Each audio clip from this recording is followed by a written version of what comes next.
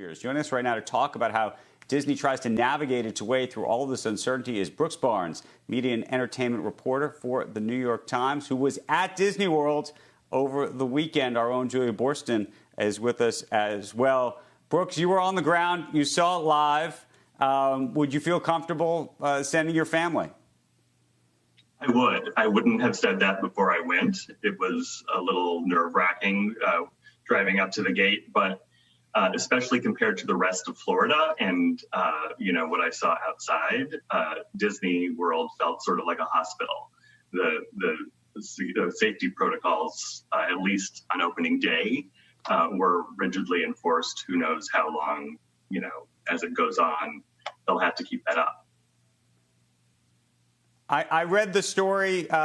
Families seem to be having a good time in terms of the quote-unquote experience, if you will.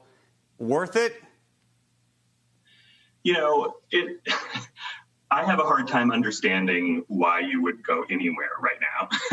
I'm much happier in my little hovel here.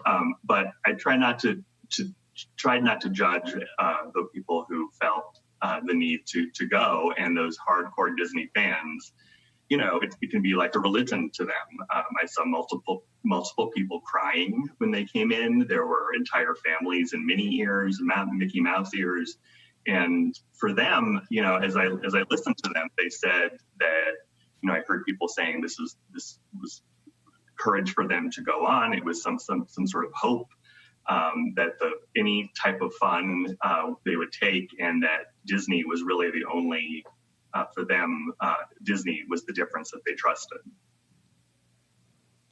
Talking about trust, Julia, let's talk a little bit about the role that the Disney brand and from a management perspective, the two Bobs, Bob Iger and Bob Chapek, are facing in terms of trust, in part because on one side we now have Hong Kong Disneyland closing down. Now, that's because the government's telling them to do so, but the cases there are a lot lower, right? And meantime, you have cases at the highest level they've ever been in Florida, and some people looking at that going, is that responsible? So how are they thinking about that inside of Disney right now? Well, look, I think it's worth noting also that here in California, where I live, and the cases are surging again, the state is not allowing Disneyland in Anaheim to open up. So I think what we're really seeing, Andrew, is a sort of case-by-case basis, the parks really reflecting what's going on in that local government.